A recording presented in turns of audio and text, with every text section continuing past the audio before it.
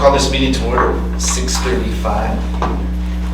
We do a roll call. Joel? I'm here. Leah? Here. And Jessica? Here. Sarah? Here. Carly? Here. Tom is absent. Myself is here. Dr. Salerno is here. Has this meeting been properly noticed? Sure has. All right. Can you join me in standing and saying the pledge? Pledge allegiance to the flag of the United States of America and to the republic for which it stands, one nation, under God, indivisible, with liberty and justice for all. Do we have any volunteers to read the mission statement? The Mount Horeb Area School District, in partnership with the community, is dedicated to nurturing, educating, and challenging all students, preparing and empowering them to be productive, responsible, and self-fulfilling members of society. Thank you, Jessica. Item 2, agenda minutes approval. Do we have any motions to approve as stated or any motions to amend? Motion approved. Second. Motion by Carly, second by Jessica. All in favor? Aye. Any opposed? All right, motion passes. Item 2B, approval of our May 19 regular board and executive meeting minutes. Do we have a motion to approve? Motion to approve. Second. All right, we got Joel and Carly. All in favor? Aye. Any opposed? Motion passes. Item 3, Dr. Salerno. We have some school news. We sure do. We have a great student to round out the school year as part of our student showcase of the school year. And Mr. Christensen is here with us today. Paul, sounds like you've got yourself a gem. Yes, the high school's about to. Yes. Yeah, so this is Kostya Levitsky. Kostya is an 8th grader. And I will tell you that I've had a number of interactions with him. More recently this year than in previous years. He is the student council president. And he has come to me with a couple of things throughout the year. Everything from just trying to find ways to make our school better, to coming in and talking about the playground and how we can make that more fun and safe for our friends. And he also has just been really reflective in helping us learn from the student perspective about some evidence-based grading. So that's been, his insight has been just wonderful. And I will tell you, every single interaction I've had with him, I just find Kostya to be incredibly thoughtful. He's polite and honest. He's upfront. And he really looks for solutions. He truly is a leader amongst his peers. I asked some teachers to give me a little feedback, and I don't know if I've ever gotten such a response, and all in such a positive way, but I would like to highlight just a few of the quotes that came from teachers, not just as 8th grade teachers, but throughout his career here. Kostya is welcoming and encouraging to all of his classmates. He's a very deep thinker.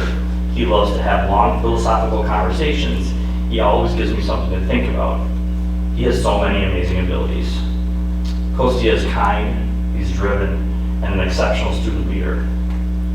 He's also proven to be consistently reliable and a proactive leader. He takes initiative on important projects, such as leading an effort to get rid of plastic silverware in the lunchroom and bring in metal alternatives. But I think the most important piece of that is that he has regularly been communicating with the district and the staff in the kitchen to just make sure that we're progress monitoring whether or not that's been effective, whether students are continuing to do that, and just looking for thoughtful strategies to remedy some of the situations that pop up from time to time with that type of thing. His positive attitude and sense of responsibility makes him a valuable member of our classroom community. I often see other students in our algebra class seek him out during work time, and he's a terrific role model for others. He asks great questions, is well liked and well respected by his peers, is a respectful, generous to peers and adults at all times. He's witty, thoughtful, and a unique kid with lots of interests who doesn't shy away from being his true self. He works hard, is mature, is kind, and just an all-around good human. Kostya is one of the most inspiring students I've ever worked with. And it's impressive that he rides his bike to school just about every day, even throughout the winter. That's true. Yeah, it is true. Yes. Anyway, as I read the comments from teachers, as I said, not just 8th grade teachers, but all throughout his whole career, I continuously heard inspiring, I heard problem solving, and I heard kind. And I cannot think of 3 better qualities in a middle school student. Kostya has definitely made this school better. He will undoubtedly make the high school better. And I'm beyond excited to see what you do in the years to follow high school. Kostya, congratulations. Very well.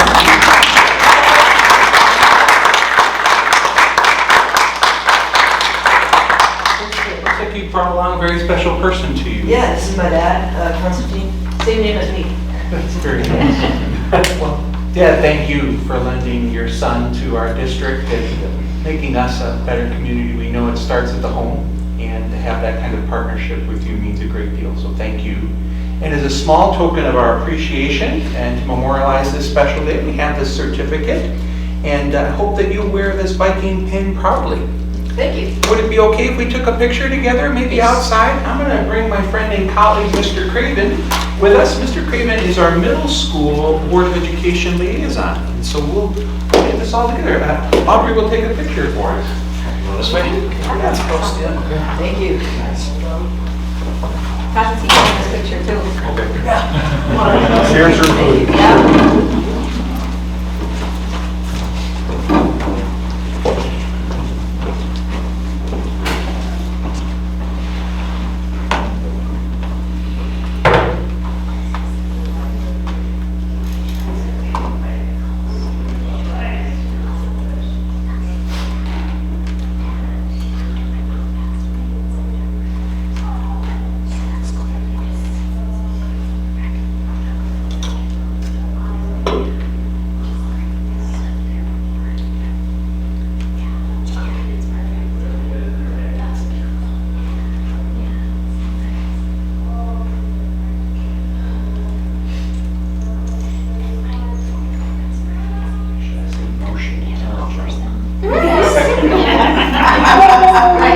Please, entertain us. Let's talk about circus peanuts.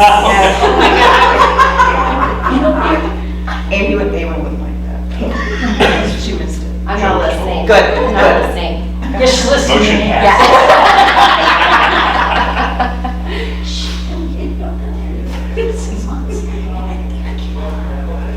You're so interesting. It's really something better, but yes, yeah. But I just sad because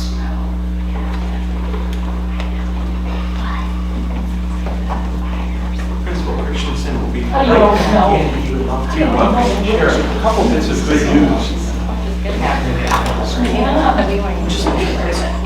Oh, when you're ready to go downstairs. What are you thinking? Lots of exercises, Maybe it'd be worth noting now, unfortunately, Well, good, that's good, I'm glad, I don't want to. I just got an email indicating that our high school representative, Nola, is not going to be able to join us this evening. So she apologizes for the late notice.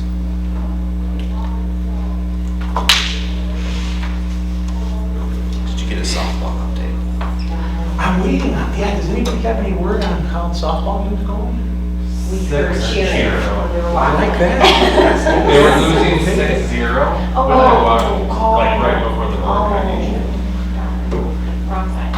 It was 4-0 when I drove by, and then I heard a roar, and I'm like, I gotta go check, and it was the opposite.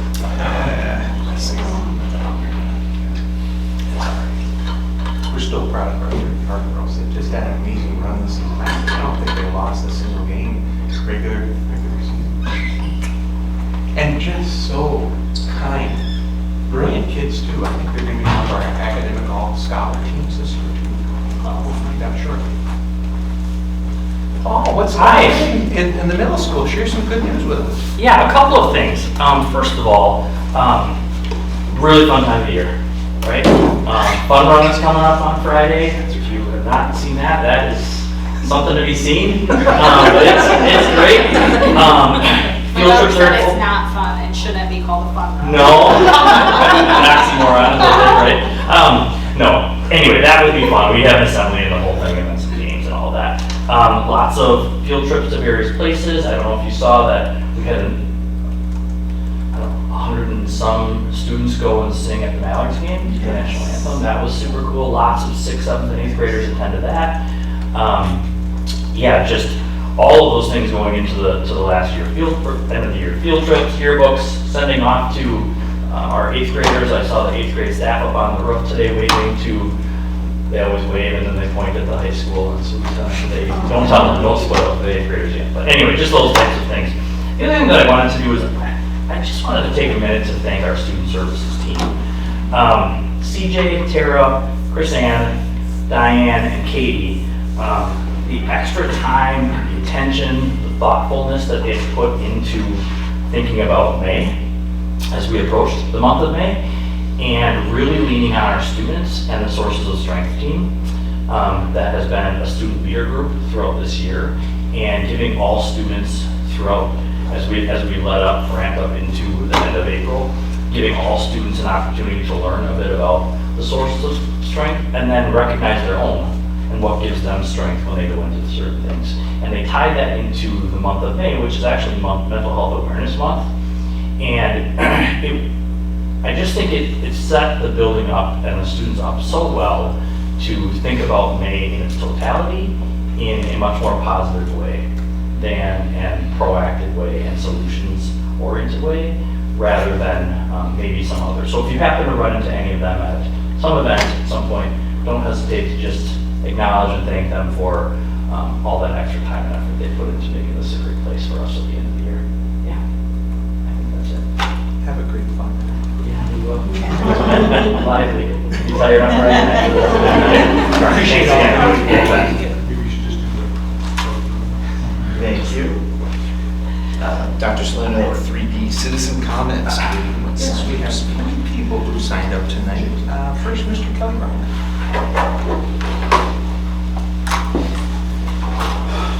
Members of the board.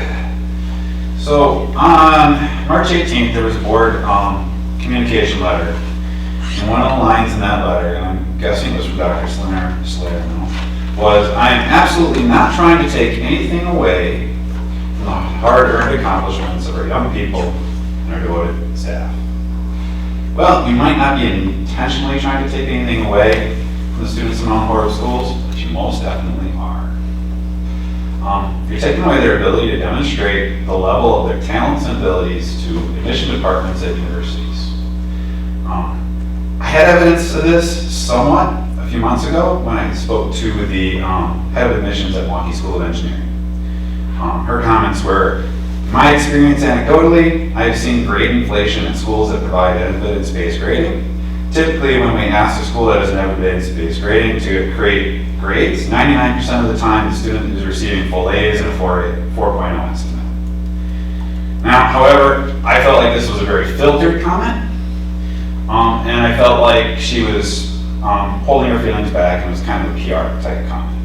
So, to rectify that, I did an open records request to UW-Madison, asking for communications on standards-based grading and evidence-based grading among their admissions department. Received 253 records.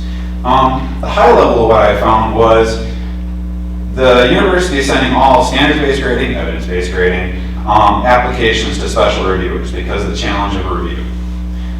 With many hints in there that is a very bad assignment amongst their group.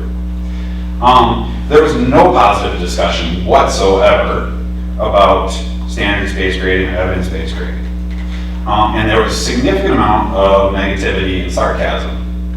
And I'm going to give you some examples of the negativity from the Associate Director for Application Review.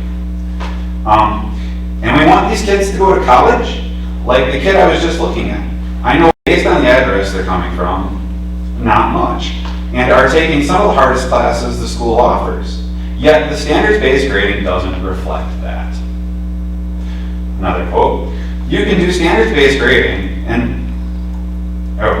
you can't do standards-based grading and then not explain your grading scale on the transcript or in a school profile report. You're just hurting these kids." Now, my intercession on that one is, even if it is explained, the volume of applications going through UW-Madison is increasing. And how can our students be competitive when they're being forced, to some extent, to go through special reviewers and have the reviewers have to do extra research just to understand what their grades are? The last comment, and I only got a snippet of this conversation because they did redact quite a bit of what I got. LOL, we had conversations about that when I was in high school, and instead they decided to go to standards-based grading. Maybe I should go back now and tell them how stupid this is. And that was their direct quote about standards-based grading from the Associate Director for Application Review at our flagship college in this state. So I would love for you to think about that a little bit, because it's pretty damning. So, thank you for your time. Appreciate it. Thank you, thank you. We're also pleased to welcome Amy Lyle. Ash and I are gonna actually switch orders, so Okay. Ashley is gonna go first. That's okay. Terrific, welcome. Okay. I don't know why yet, but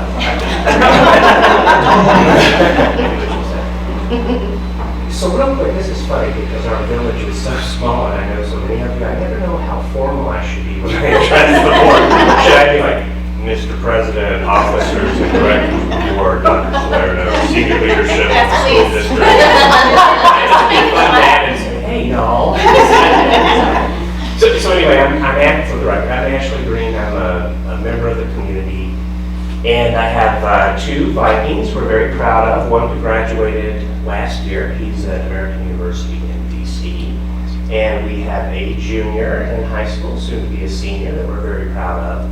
And I just wanted to share, and I think Amy will probably echo this, the immense gratitude that we have for your continued commitment to diversity, equity, and inclusion in the community. And in particular, I want to say thank you so much for continuing to fly the Pride flag in the month of June. It is an incredibly important, meaningful symbol for the LGBTQIA+ community, and for all of our kids. A number of them are very vulnerable in the community as well. And so seeing that symbol fly above the school district is incredibly important to so many of us. And I realize that doing so will cause friction with certain members of the community. That's the world that we live in. But I wanted to emphasize that I believe your decision to do that reflects the values that you have and share with the larger community. And it's so wonderful as a parent to be able to see those values shared, from someone in the community to the board, to that decision to fly that flag. And it means so much to our family. And I realize how difficult it can be and contentious at times. I'm sure there are debates, and it's a burden you have to shoulder. And I just want to thank you for continuing to do that. Like, we see you, and we really appreciate what you do. Thank you.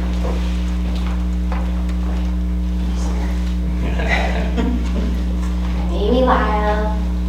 With that one. I think it's such a better intro, doesn't he? So good. Work back.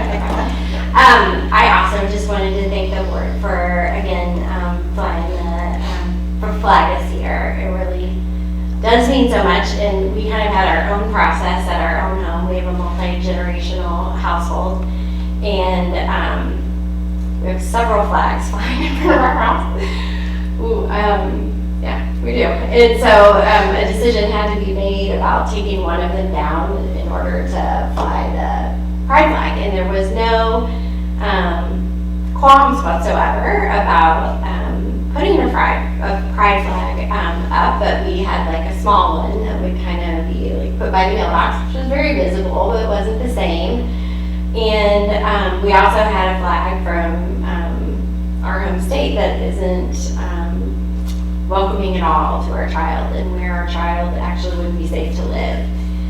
And although it was a difficult conversation, I think we all felt better afterwards, because we want to be visible, as you were talking about, Ash, with our values.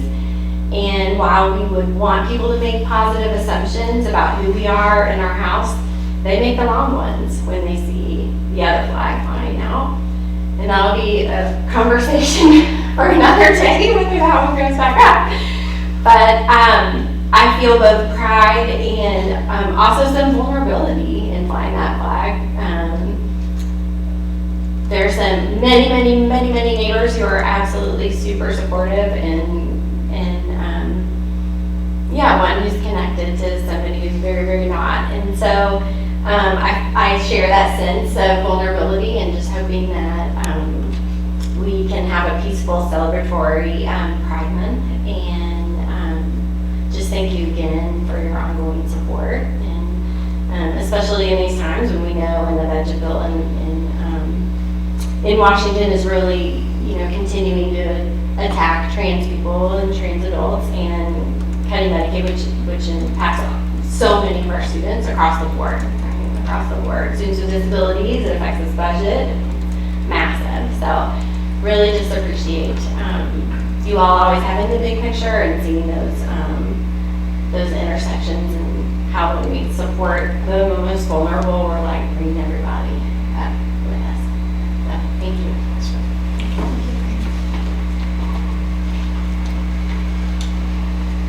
All right, 3C, now we're into school news.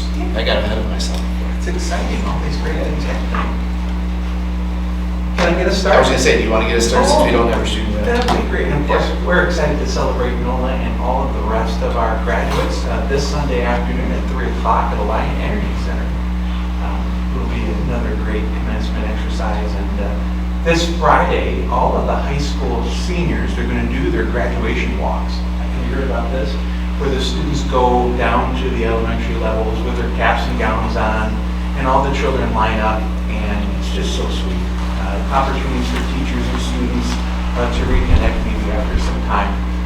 Really will be a remarkable day. And then the students have a little bit of graduation practice, and then they're out.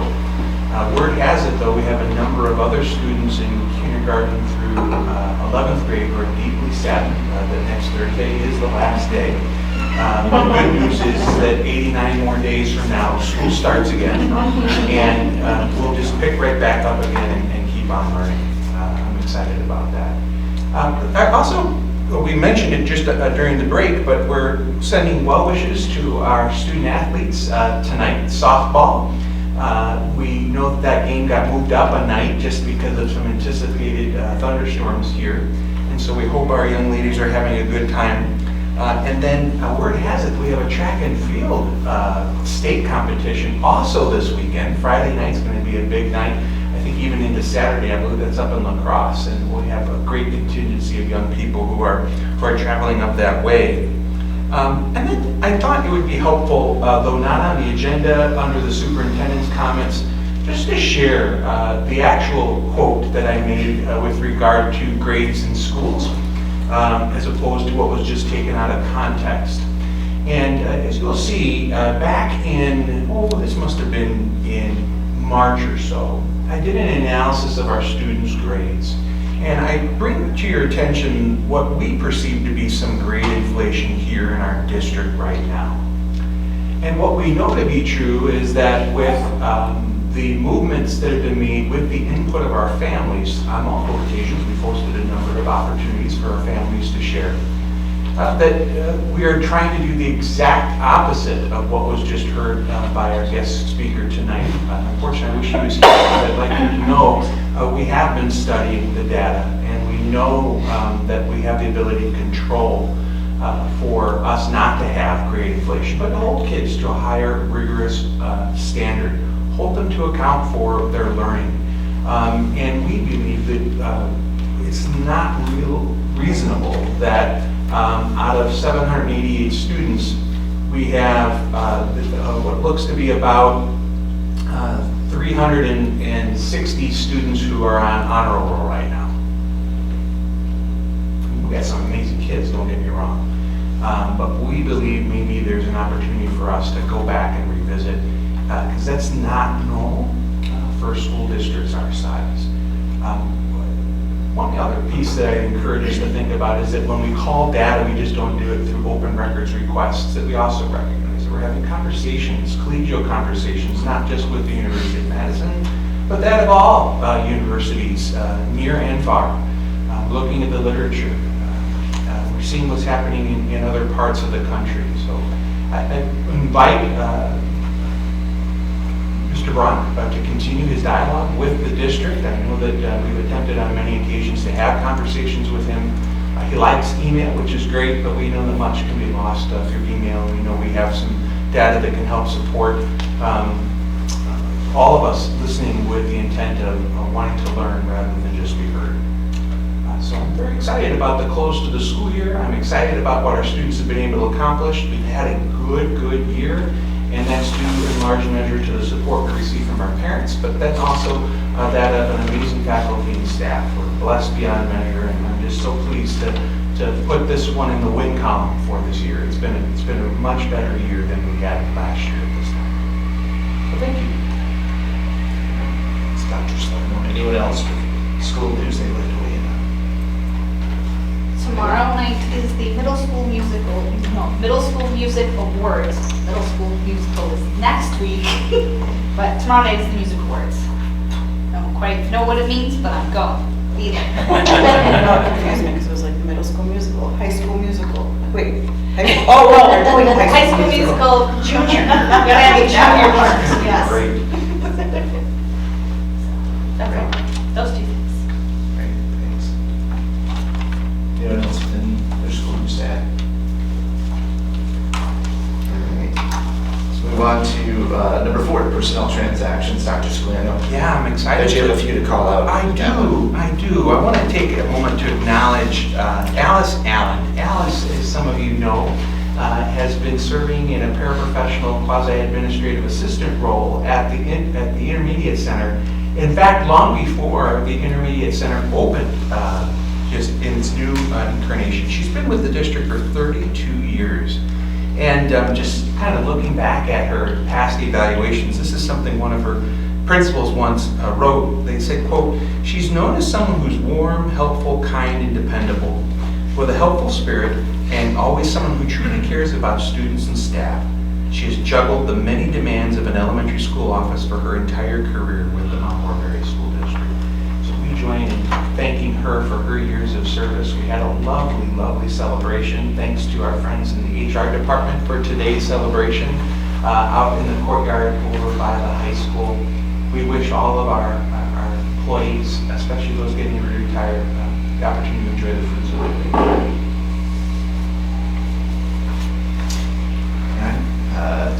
Any further questions about personnel report? Otherwise, I'd entertain a motion to approve. Motion approved. Second. Motion by Jessica, seconded by Sarah. All in favor? Aye. Aye. Any opposed? Motion passes. Our consent agenda. 5, we've got safety and wellness meeting minutes, the Cali minutes, and financial reports. Anything that anyone would like to pull out? Otherwise, I'd entertain a motion to approve that. Motion to approve consent agenda. Second. Motion by Leah, and second by Carly. All in favor? Aye. Aye. Any opposed? Motion passes. Excellent. On to discussion items, committee reports. We don't have Mr. Tom Schlimgen here tonight from BGT. Are you able to report on that one? I know that came out in email form. Or Yeah, do you want to give it a shot? No, I just was gonna say we all got an update on that. Yeah. They're doing great. They're fully staffed. They're working hard. They're cautious. Perfect. That's all we got.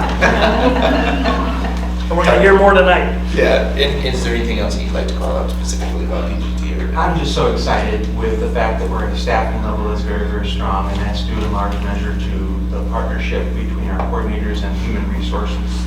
Anyone who's interested in serving as a bus driver, it's not too early for us to begin thinking about hiring for next year. It is a pretty lengthy process to get licensed now under the new federal requirements, and so if you're interested, let's talk soon because we want to get you in that program and get you rolling. Literally. It was planned. All day you wait for it. Now it's Joel Braden's turn. Finance. So we met back on May 12th. Most of everything we talked about has already come before the board in terms of budget revisions, reviewing budget calendar, all those kinds of things. Taxes received to this point are right on where we expect them to be, nothing new. I think on the budget revisions, the biggest things, as we saw last time, were the fact that we had to pull more from our general fund than anticipated into the special education because of the reduction of the state level. So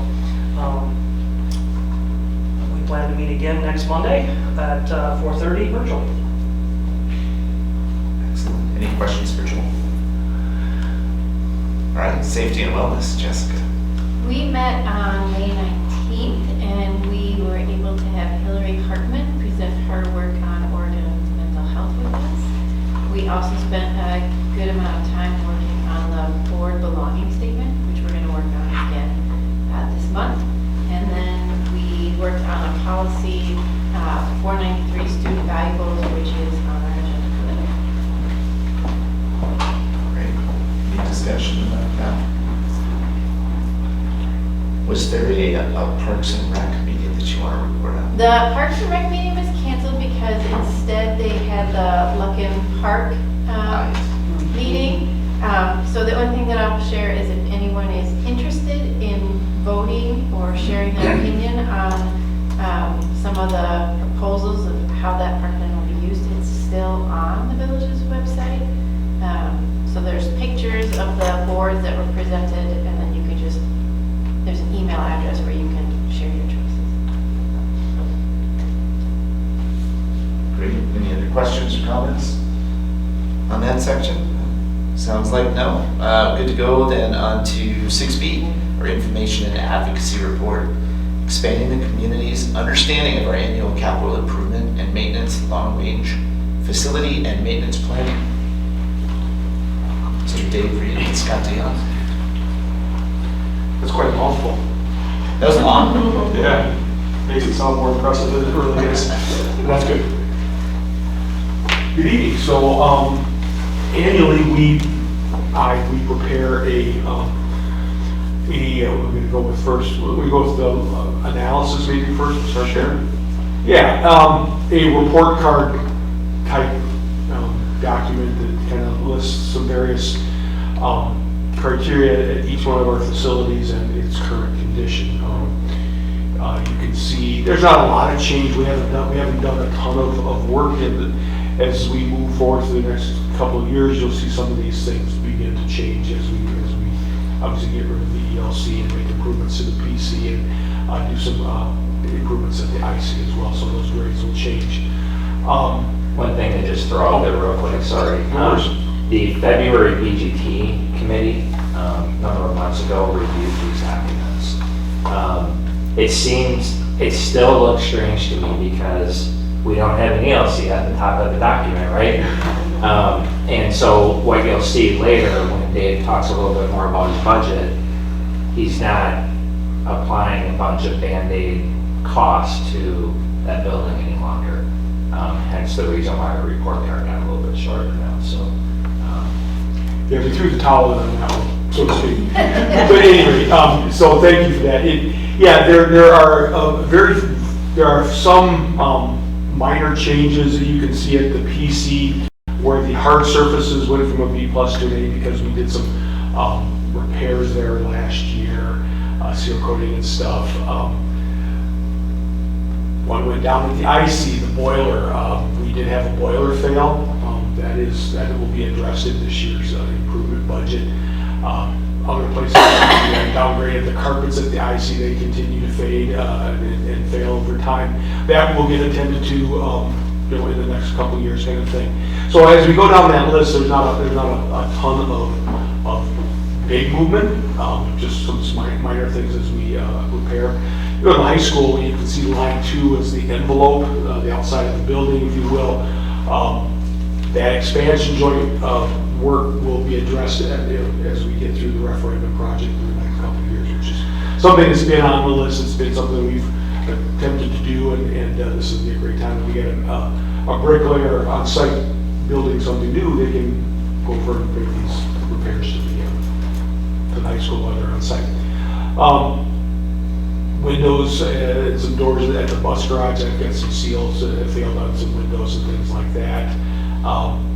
Not much change at the district office. We did put a bunch of money into that over the last couple of years with some interior work and a roof a few years ago. So, yeah, that's basically the status of our facilities at this time. One of the things that we added a while back was play surfaces. I think you requested that. We go back up to the PC at the top. You can see that hasn't changed. Play equipment still in pretty poor shape. We'll live along for the next however long. It's kind of up in the air. I suppose we'll have that play equipment for one more year at least. So much depends on what our contractor decides to do with that area. You build next to the playground, you put a new playground someplace else for a while. We'll have to sort those things out as we get a contractor on board. Again, when we go to referendum, we try to, obviously we're doing it for a reason to fix up a failing building. So the ELC has been failing for a while. We finally got a good clear signal from the community. This is what we want to do, and now we're moving ahead, and then we can take all of that ELC. What do we do? Questions off the table. Any questions about the analysis? On the district office envelope, is that purely cosmetic, or is it causing any additional structural challenges? It is purely cosmetic. There's not any water intrusion or anything like that. There may be a woodpecker that gets through the site every now and then. We're taking care of the chipmunks. At some point here we're gonna have to address that, but we can kind of kick the can down the road a little bit farther on that one. I mean, your grade work isn't so bad. I think you're in the high threes here, so well done. Well, thank you. I know grade inflation. I don't know if this is evidence-based or I think this is evidence-based. I can probably back this up. Pretty bad. No, the improvement over the last couple of years with the money spent is pretty remarkable, like I said. So, Well, right, and just to refresh you, it wasn't, how long ago we switched from $100,000 a year of this budget to $230,000. So doubling that and more has certainly helped us get more of that kind of stuff done, for sure. And you're right, it does show, it is nice to go around and see, painted parking lots and things that are fixed and painted and stuff like that. So thank you for supporting that. Was that boiler in the IC just an age thing? Or something else? It's very difficult to predict when they go. I mean, people will say, well, you got to do PM, preventive maintenance, right? Replace it before it fails, right? And that's a tough thing to do. I'd like to get every mile out of it. I understand in a former life, preventive maintenance was important because you would lose production time if you didn't fix it. The failed boiler we have redundancy in all of our boilers. The IC has 4 boilers, and we typically run on 2. There was a thought maybe we would actually upgrade and go to a 3-boiler system. That won't fit in my yearly budget. So still some decisions to be made there, but for the easy button here is just to fix that 1 boiler, and there'll be others. There are 6 similar boilers at the high school in similar age range. So we got 10 boilers that are of that 1997, 2000 era. Some have been fixed in the past, but there are a number of them that, I wish I could predict better. And I've asked NAMI to help me with this, and they said there's really not much prediction. In fact, one of the new boilers at the middle school, 6 months after we put it in, failed. Obviously that's covered by warranty, but still, we weren't expecting that, and I don't think the obviously the manufacturer was either, but that's kind of how that goes. So are these ones we can still get parts for? Yes. I just That's a remember very, first time on the board, like first couple of years, was like, well, we can't get it, so we manufacture, we basically okay, so welded the these two ELC, things together. the ELC equipment being from 1967. Yep, we've certainly, the Smithsonian is out of loaners. These from the 97, 2000 era, finding parts for them is still easy. However, technology has definitely moved on, and if we were to say something, I want to put something new in, that we would get a better boiler, it's at least double the price. So it's about what it's about. Yeah, we're talking. Okay, so the boiler repair is $32,000. A new boiler is $65,000. To replace all the boilers was $225 for one. So if you multiply that times 3, because I would have to do 3 different locations. So yeah, I think probably our best bet, since we have redundancy, is to fix the sales. Do you have a sense for, I mean, you know, the boiler from 1967, how do we make sure we don't end up in that situation again? Because I know fixing these is much more cost effective than buying new, but I also don't want to be trying to fix an 80-year-old boiler. Yeah.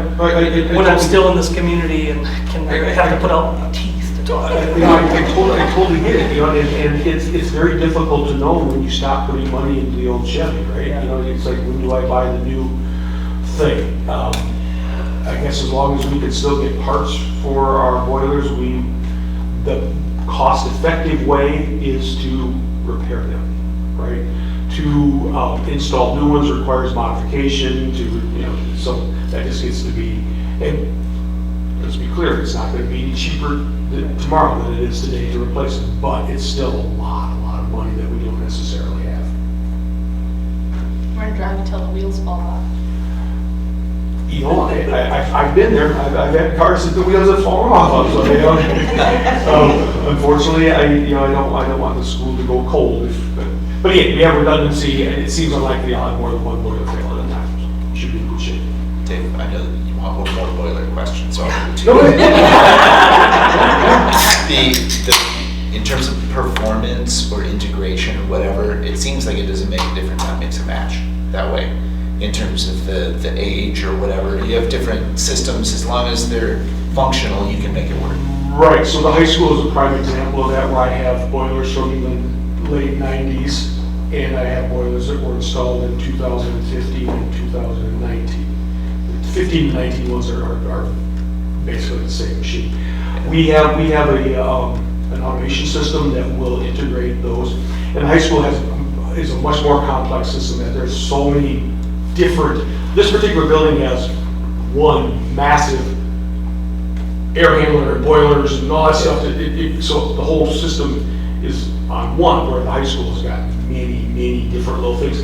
And Automated Logic is our supplier for automation. They do a great job of allowing us to integrate those and be able to monitor them and tailor them to our needs. So yes, it doesn't make a big difference. Tell us about our long-range facility plan. Right. So we get the crystal ball out and we try to predict where we are going to need to spend money. So for me, the years 1 through 4, the ones that I really focus on the most, like this is the stuff that's coming down the road. And these are things are more imminent, necessary than. If you go out in farther years, you'll find there's some repetition. You'll see parking lot maintenance every few years, or gym floor maintenance every few years, or roof maintenance every few years, boiler replacements, things like that. But these years 1 through 4 are these are the things that I can see clearly that we need to put some effort into. I did try to take this whole list of all of these things on this whole list and put a number to them. It comes up to about $1 million. You know, so $230,000 over 4 years. I'm not gaining ground, and you know, and it never works that way, right? There's still some things that have been on the list for a long time. I just okay, yeah, we're still fine. We'll kick those off. So I try to do my best to look at each particular facility or entity and say, where do we need to put some effort? And you can see the big ticket items here. There's a number of smaller ones, like converting the HVAC to an auto freeze-stat. That's a systems thing for me. A very minor thing, but it goes a long way for helping me control the air conditioning and heating of the IC. All right. Currently, it's a manual. We actually have to go up there and press a button. I'll be able to do it from a computer. But the big ticket items like repairing and resealing the bus loop She's $18,000 for that. Boiler replacement, $32,000. Painting the gym is something that Katie Helge has been asking for some time. It takes, you know, I have to put it, it's on the list, and if I can slide it up closer to the front, I try to do that. Carpeting, there's where I talked about the carpeting at the IC. This is, you know, I'm looking to tackle that next year. You know, they haven't decided on what patterns or colors. I've got a contractor coming out and trying to give me some budget numbers so that I can, but I've done some of the calculations, at about $30,000, we can get most of that done. A sidewalk between the front walkway and the service lot. That's one of those things, those little guys, those tend to maybe go into we'll get this done this year. Depending on how some of these other projects, you know, work out, if I can save some money or have the best, like, oh, you know what, I couldn't find a contractor to do it this year. So, okay, well, I'll take that money and I'll spend that next year and, you know, bring something up to this year. So, yeah, there's a little bit of mix and match and things like that. Roof leaks at the middle school. A big ticket item at the middle school is a dust collection system.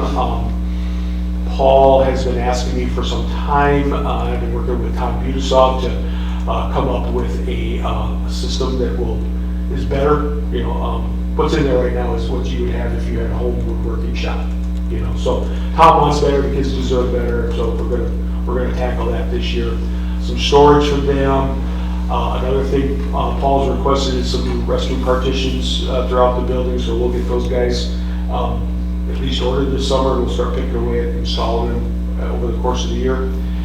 At the high school, there's some asks for some doorways to be changed. In the Fab Lab, they put a plasma cutter in there some years ago. We didn't design the facility for that particular piece of equipment, so it doesn't have an exhaust hood. This is going to be us kind of home growing it a little bit. I had NAMI come out and they quoted me some exorbitant price. I almost fell over listening to it. I can do better than that. I can have K&K down in Pine Bluff build the hood, and I can get another contractor to come and install the fan. So I think we can get it done for that money right there. Some AC for a 8th Street Cafe where the kids go get their coffees and snacks in the morning. That was necessary. We're going to restripe and number all the parking spaces. Again, partitions in the atrium restrooms. I'm really happy. Both Sims really has been pushing for that. He's my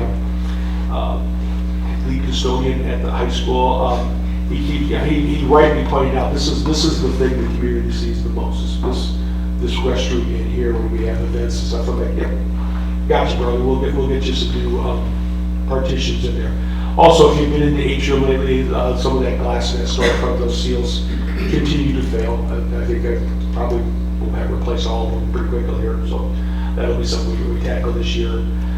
Other things that you can go down to the next one, let's say, is upgrade the 100. You say that at high school, like those upgrade the lights. That's been on that list. I bet if you've been paying attention, it's been on there for 3 or 4 years. It just isn't as. I mean, there's other more important things that I need to get to. It'd be great to get the high school all LED, but you know, I need a boiler worse than I need LED lights. So that's kind of how this game works. This is like a whole, you know, you budget for this and something else comes up. So athletic fields. Last year we upgraded the fence along the parking lot and ran into a bit of a snafu at the end. If you've noticed, out by the fire hydrant close to the dumpsters, it kind of looks like it's not quite done. Well, that's because it's not quite done. I needed to engage a landscaper to do some more of those concrete blocks, and I didn't have any money left in my budget to do that last year, so we'll get that tackled this year. We got some sports fields we got to top dress. That's the process of adding dirt to level out the field so the grass goes through. The soccer press box walkway, now there's something that's been on my list for ever since I've been doing this. We got some serious erosion problems on the back side of that. We're going to try to address that this summer with some rocks and some curbing and things like that. Those are some of the things that you can see going on into the future. Crack and seal coat the stadium. We could paint the light poles. there's a million things to do. It's just like addition of this old house. There's always something to fix, paint, zhuzh up, whatever. So I work with my guys, work with my guys in the building, work with principals to try to say where is your priorities at, and we try to come up with this list. And again, if you were to look at the 5 through 9 and 10 through 14, those are just projections on what possibly could be. Who knows? You know, it's very difficult to see that far into the future, as you might guess. But it's good to have some of those things out there. I mean, for the longest time, we carried a lot of money for the IC roof because we knew we needed something there. The ELC roof, and you know, then as you can see, as we finally get a little clearer direction, we can take those off and those will be taken care of in the referendum. We're not going to worry about the ELC roof, things like that. So very helpful. These big projects really help us make quantum moves forward. That springboards us into the nice slide deck that's been created with the nice pictures you have. Yeah, and I want everybody to know I didn't create the slide deck. Chelsea Hedges did that. I give her the pictures and she gives me back this.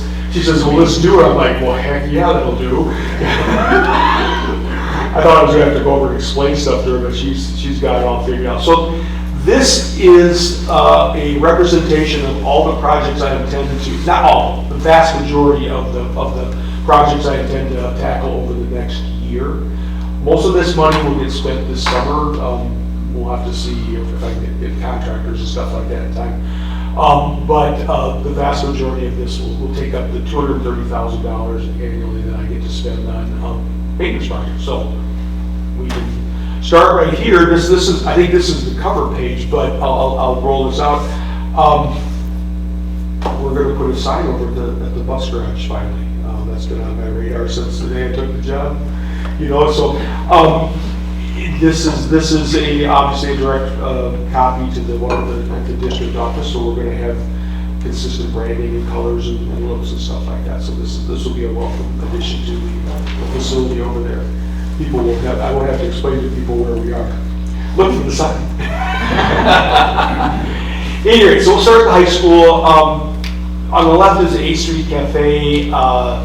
We're going to put what's called a split unit in there. It's a residential air conditioning unit, but that particular room in there gets really hot because they make coffee and they're cooking stuff, and they've got freezers in the back and coolers in the back, and it's run on the same air conditioning system as the Commons. The thermostat's out in the Commons. So while it's really nice and comfy out in the Commons, it's 85 degrees in the 8th Street Cafe, so we're going to make its own little standalone cooling system. On the right, partitions at the atrium, and we tried to paint them in the past, and they're just they're from 1997, and they're time to go. So that's an example of some of the projects at high school. There's the atrium glass. You can see kind of how they look foggy and like they're right on the outside. The seals inside, the double panes break and they get moisture on the inside and they fog up. Parking lot, the numbers are difficult to see, lines are difficult to see. So that's certainly an easy thing to see. We'll get them all picked up. That's where the plasma hood goes. The green piece of equipment kind of in the middle there is a CNC plasma cutter. It's a pretty neat piece of equipment. They can cut through steel. You design the part in CAD, and it will cut it in there. And they make some really neat signs and other things. I'm a bit jealous. I would have loved to have that when I was teaching. A bad way to be wore out the first week, I swear. But anyway, we're going to try to put a fume hood over the top of it and then a exhaust out through the roof. Board members, you may recall that we received a grant for about $25,000, I believe was from DWD back in 2019-ish. Yeah, that came pretty soon after the place was completed.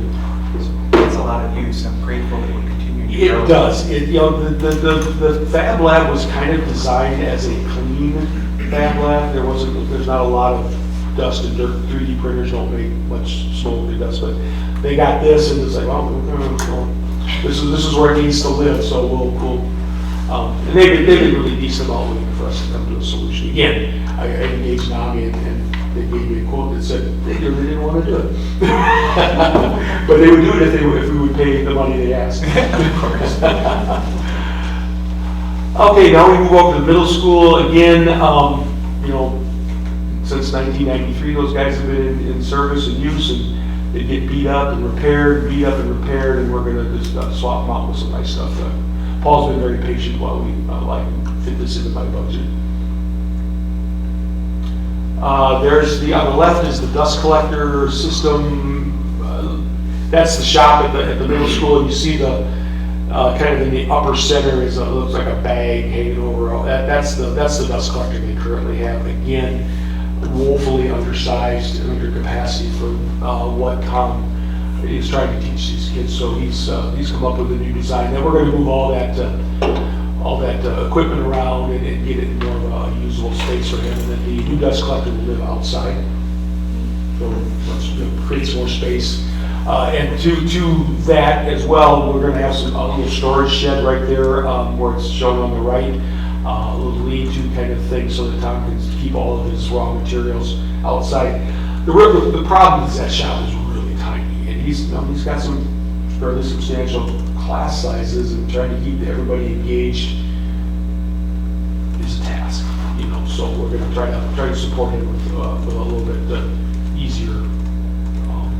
Some of those kids are adult size at that point. Yeah. They are. They're They are adult size, yes, I get that, and not quite formed here. That's right, keeping them engaged around power equipment is critical. Well, and having been that guy in high school, I always have total respect for middle school. I did a little student teaching in the middle school. Wow, that was something. Anyway, okay, so moving on to the intermediate center, boiler 2 there shown on the left, kind of crusty looking, and it's sprung a leak. It's where the flames go up through the middle, and the water goes around the outside, and we transfer the heat from the flame to the water. A little less in all of our schools. For the most part, our schools are heated with hot water. We boil water at a central location and distribute it, run it over. That's how we heat most of our schools. So that one's given up the fight, and then we'll get that replaced. The bus loop, that's going to need some loving too. There's some potholes and cracks and things like that. That will get all attended to. It'll get seal coated. Cracks will get filled. It'll get restriped with all the bus angles and all the letters and red stripes and 4 square and 6 square things at the top. So we'll get it replaced just like it is right there. That's a highly used, that's a lot of playground activity out there, parking on the weekends and buses every day. So yeah, that'd be nice to get that. Same setup too, like you like the whole layout of it. Yeah, Brian Toth has not asked for any modifications to it whatsoever. It fits his purposes. I don't think we reinvent the wheel here. It works just right for him. Oh, and then back to the bus garage, there's the sign. Again, a complete knockoff for the district office sign. Just only the words have changed. And then we have some windows over at the bus garage too that need some replacing. So those will get attended to as well. There's the soccer fence that'll get. If you can kind of see on the right, those big concrete blocks. We'll get more of those that come along. And come around the backside of that fire hydrant and then up to the parking lot, and that'll get filled with rocks, and then we'll continue the fence around at that level, and that'll look nice. I was just going to make a little jog around the hydrant, and it's an absolute bugger to mow, and it looks terrible. So we thought, okay, let's make this just right.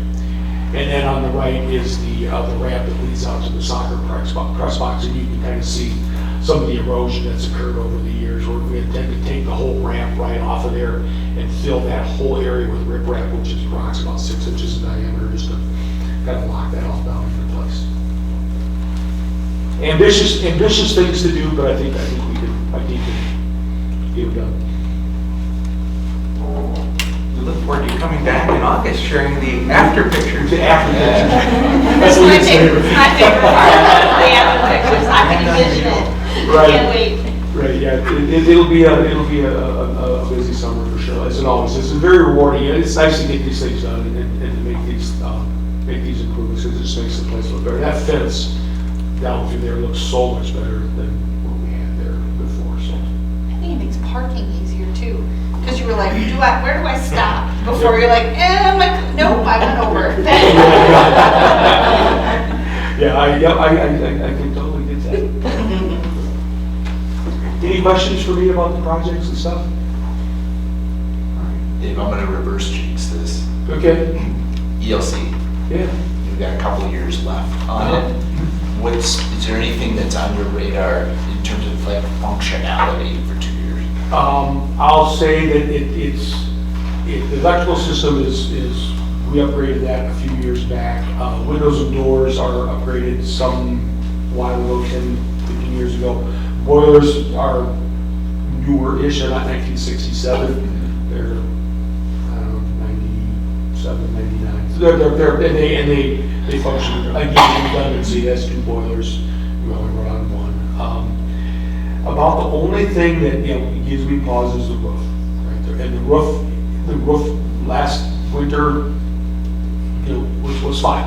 And everything else, the hard surfaces, it's going to continue. It's not nothing's going to fall apart that I can predict. When it comes to the univents and the rooms and stuff like that, that's rolling the dice. It has been for a long time, so it's nothing new. So to answer your question, I don't think there's anything that gives me pause or makes me worry any more than usual. And again, I think my guys are adept at fixing all that stuff and taking care of it. I am losing a long-term guy in January to retirement, and I believe he has done a very good job of passing the torch on to the younger guy. I've got Al Martin, who's retiring, and Robert Tucker, who is the young guy, and I think that the torch passing has gone really well. And then we'll have to see who we can backfill with, maybe somebody that has some experience in some of these things. So, but I feel confident that we'll keep that building afloat for a couple of years for sure. I'm always struck by the percentage of your budget that's spent on hardscape outside our schools. Yeah. So at any time, any ideas in terms of, does vinyl striping last longer than paint? Some of those kinds of things. And Yeah, I'm no, sure you looked at I'm it, with but you. that, I'm with you. we spend a significant portion every year on parking lots. It's an expensive thing, and well, if you talk about the price per square foot, it's not very expensive, but we got a lot of blacktop. You think about all of the blacktop that's around the soccer stadium, football stadium, all that stuff, all the parking lots at the high school, all the parking lots at there's a lot of blacktop. It requires, it was $45,000 to do the bus garage last year. Yeah, I get it. It hurt, and there's nothing that's getting cheaper. Right. All of these things every year when I ask them the prices go up, when it comes to refinishing the floors at the gyms and stuff like that, it's always more expensive. So I'm with you. I wish I had a better. If you didn't want stripes and numbers, I could do it a lot cheaper. The stripes and numbers are Perfect, make it park like this. Great. It'll be like that cell phone game that we're trying to get. Let me get you Cody Lundquist. Yeah, not my problem. No, I'm with you. It is hard to put that kind of money into those things when there's other things that I really wish that affected the environment inside the school more. But I wonder if the DOT publishes, they have that whole strip of road between, like, going out to, to Baraboo, that's got all the different paints and the different stripes. The test stripes. And everybody moves to the left, and I always drive over them, because they're not gonna get any good results if nobody's driving over them. Which one do you like the best? They're all falling off. They're all, I know, but like, they've been there forever, so like, we call them, like, which one of these lasts the I think longest? the test is over. I don't think they go out and clean off. They don't. They're not actually testing anymore. I'm just driving on. Especially not these days, right? We don't have anybody out there from the DOT scraping anything else. So, yeah, I go to these shows and stuff like that, the Wasmo shows, and I look for better parking lot stuff, and it just isn't a better thing. We spend a lot of money every year putting chips into the wood playgrounds. There's a better thing. it costs like $40 a square foot. That's the downside of it. And if we have to be smart about where we spend our money, Can we just go, the village has a bunch of wood chips out in the. that is not certified playmat. Oh. You can just pay your neighbors. Welcome to my world. Welcome to my world. You're running a wood chipper. We have a wood chipper. I've got lots of jobs I can take down. That sounds like a youth apprenticeship program. Does everybody give us their old tires and they just? No, I just am struck by that every year. It's obvious, right? You spend a Silver lot of port money hours, on right those there, just things run that the really wood hurt. chipper. Educational, I guess. Okay. Thank you, David. Thank you, Scott. I know, Scott, you're also instrumental in putting. Yeah, so we spent a lot of time keeping this. You can see my level of instrumental input in this, but the operating referendum was huge for us, because that's what allows us to even get to what Dave just presented. So, community, thank you, because Without a doubt. if you take that list and you chop it in half, that's what it would have been pre-operating referendum. So, it's been very, very appreciative. Very good. Thanks. Thank you. All right, on to action items. Got 3 second readings right off the top of your doctor's list. Yes, board members, thank you. We are returning 3 topics and asking if you could please consider each one of them. The first of which has to do with cable television programming. You might recall, we have now moved over to the internet with YouTube for a lot of our programming, and ask for the board to reconsider this policy as a removal. Motion to approve removal of board policy number 363, cable television. Second. Motion by Jessica, second by Sarah. All in favor? Aye. Any opposed? Motion passes. Board members, this next item 7B comes after great consideration on the part of our high school math department. 7B and 7C work hand in hand. The idea is to introduce a statistics course and have that replaced by math reasoning. Maybe if we could please take each one by one for your consideration. The introduction of statistics course that would complement the advanced placement statistics course. Motion to approve the addition of introduction to statistics course. Second. Motion by Jessica, second by Carly. All in favor? Aye. Aye. Any opposed? Motion passes. And with math reasoning being a course that has not been readily enrolled in, we believe that this might allow kids a more rigorous pathway to complete their mathematics requirements, like introduction of statistics in lieu of math reasoning.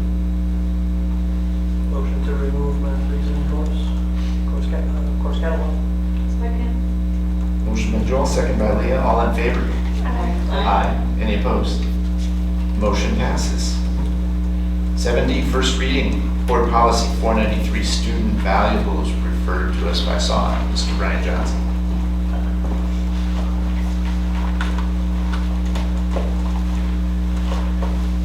Thank you. This is a pretty easy policy. It's 2 sentences. The meat of this policy, though, will be in the admin reg. The admin team really wanted it to be a policy because it's important to note that students are responsible for their own personal property. And don't leave stuff in your locker or your cubby or in any other intended area. And that's all that the policy will say. And then each specific kind of operating procedures will go in the admin reg, because the IC and PC don't want you to bring anything, right? And if you're bringing anything expensive, it goes in the office, and then we have a procedure. You write down what's in it, and then you leave it there. Where at the high school, like, they want you to, like, you're bringing expensive band equipment, you're bringing in, and they have different things that are set up and locked in different areas of the building. So that looks different in each building, and they want to have their own kind of procedures in there. So those will be in the reg. Mr. President, I don't think we can take a vote on this tonight. No, first reading, it's on that here, we are not able to move that forward, so we'll bring that back for soon, one of our next meetings. Yeah. Can I just make one comment on Please. that real quick? Do we need to separate out the part about students and Mount Horeb? Every time you see it in public, it has, Mount Horeb does not accept any Mount Horeb Area School District does not accept any responsibility, blah, blah, blah, blah, blah. And then students are responsible. With it running together, I want to be sure that we're really clear that we are not accepting responsibility for these items. We are, but I'm just wondering if that would clarify it even further. For thought, food for thought. So just make it 3 separate. Essentially. Students are responsible for the Oh, personnel. just pushing the Yeah. class. You And then said that way we Mount can- Horeb Area School District is not Separate responsible. sentence. Correct, and we can make that comment more robust. Make it a Yeah. 3-sentence I know. policy. You just want to make it We're less. adding to it. I want the ability to make the statement about Mount Horeb's responsibility more robust if we ever need to in the future. Okay, we'll make that change for the next week. I have one more, and I'm sorry because I didn't catch it when we talked about it. But should it say, do not leave valuable items or money in your locker? Because, like, if I leave my valuable and my I think it should be at or. I left one or the other, so now it's against the policies, doesn't matter. That sounds good. Any other comments on this one? There's a lot of comments for a 2 seconds. And the amount of time we've actually looked at it and saw, and I feel really badly. It says I've been interviewed since 1980. I know. I put on my attorney hat for a second, got a little scared. But then I said, add one more sentence. Sounds good. All right, thanks, everyone. Thank you. Great, next up we have 2 letters, advocacy letters that were referred by Callie. 70, the letter opposing Wisconsin AB 55, dissuading legislation from allowing the possession of a firearm on school grounds by school employees. Carly, do you want to lead us? Yeah, sure. This is, a little more background on the bill. Firearms are not allowed on school grounds per federal and state law. Federal law has certain exceptions for when firearms are allowed on school ground, including if the person is a staff member and the school board approves. State law does not have that same parity, though. The legislature wants to bring that parity to, basically the result would be that school boards could then vote to allow employees who are licensed to bring firearms on school grounds. We know there's no evidence that this actually does anything to improve safety. It's a common reaction, I think, but given our experience and what the data says and what we think actually would make students safer, this is what we came up with to advocate to not allow that.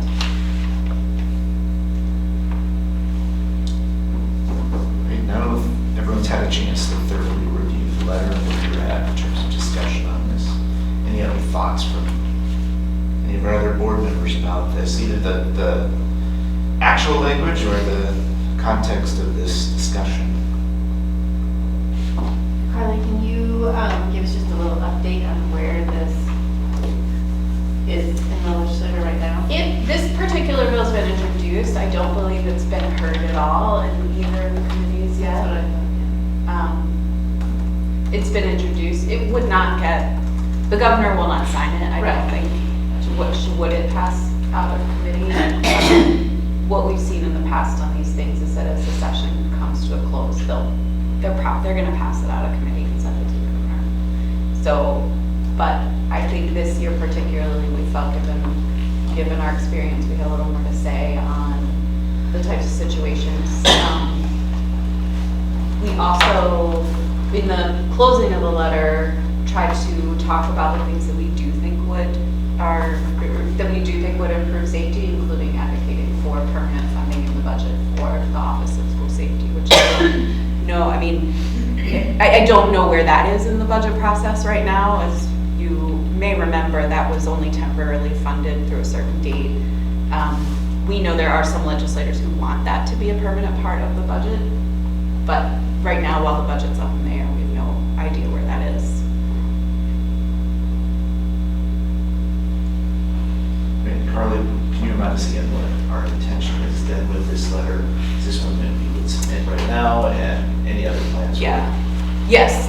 So the idea is that with this, we would send it to our assembly rep or senator, to the governor's office.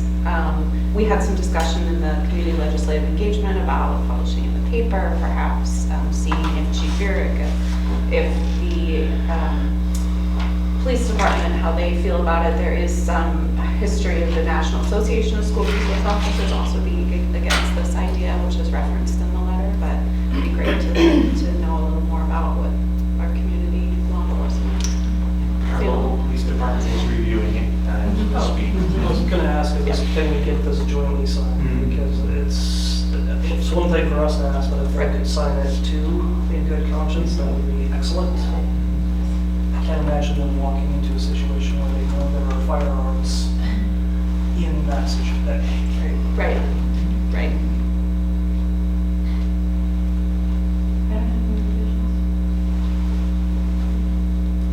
Well, at this point, Did you put this together? Thank you, Carl. Thanks. At this point, I guess I'd be looking for a motion to approve this letter as constructed. So moved. Second. Leah and Sarah. All in favor? Aye. Any opposed? Motion passes. 7F, consider opposition statement to Wisconsin AB 100 SB 117. Carly, could you lead us through this one again? Yeah, so this particular piece of legislation is the state legislature wanting to mandate to schools how to handle athletics, and particularly gender participation. This one came in the assembly pretty fast, had a hearing, passed out of assembly pretty fast. It's been sent to the Senate. It's not had a hearing in the Senate.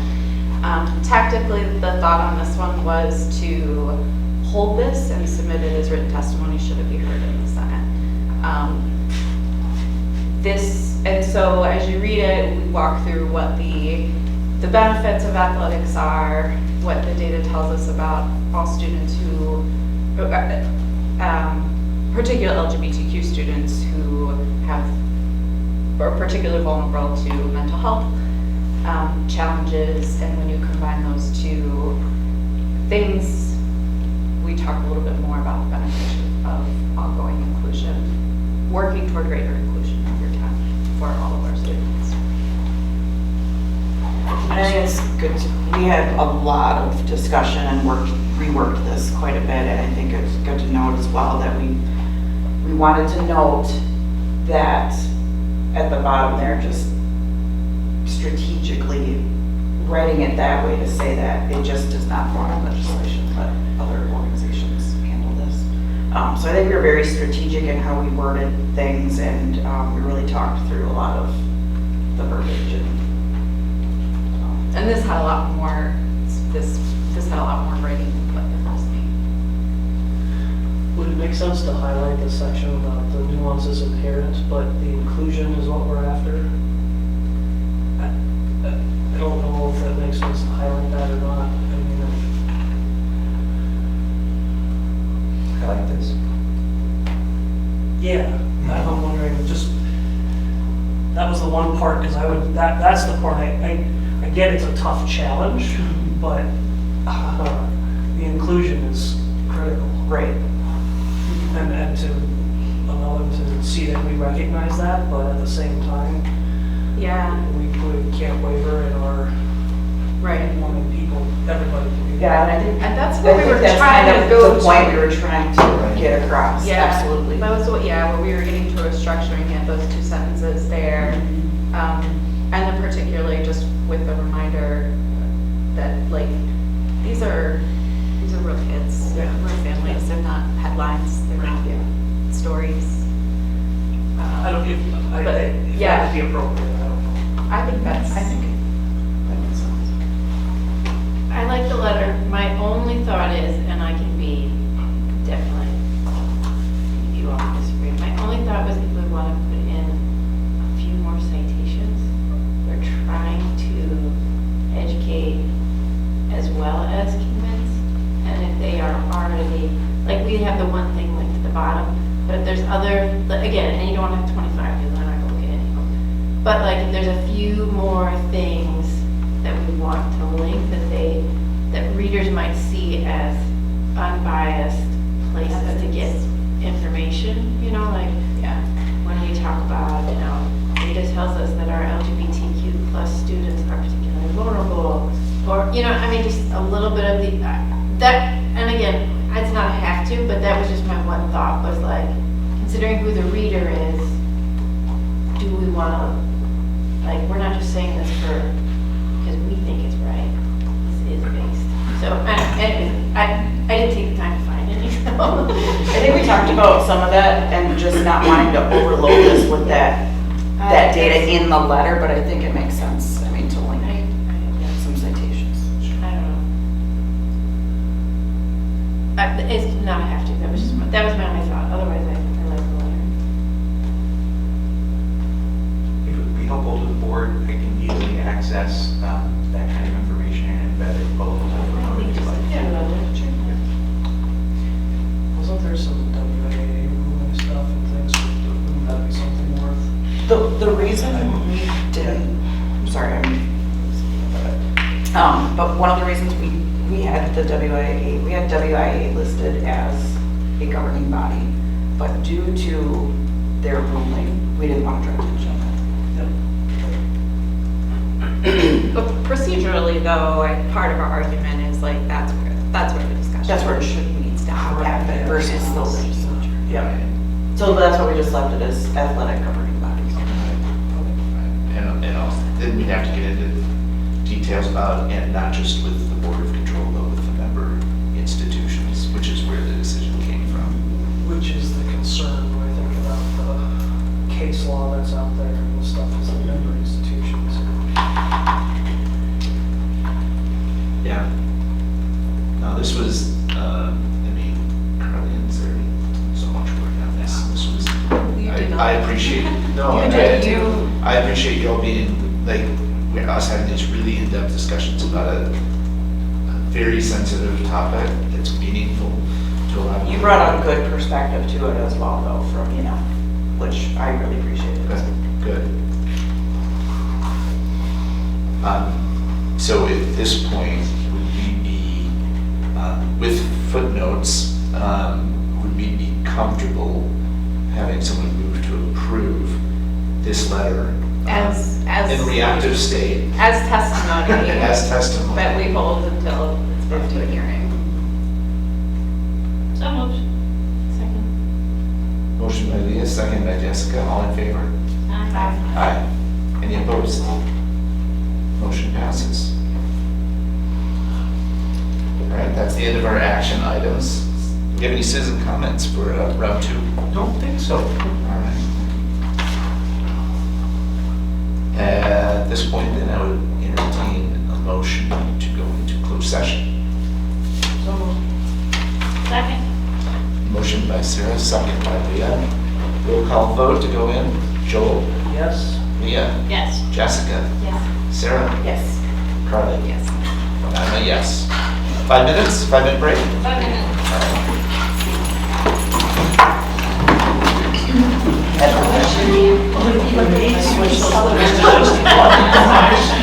What's that? It should be like a, I guess.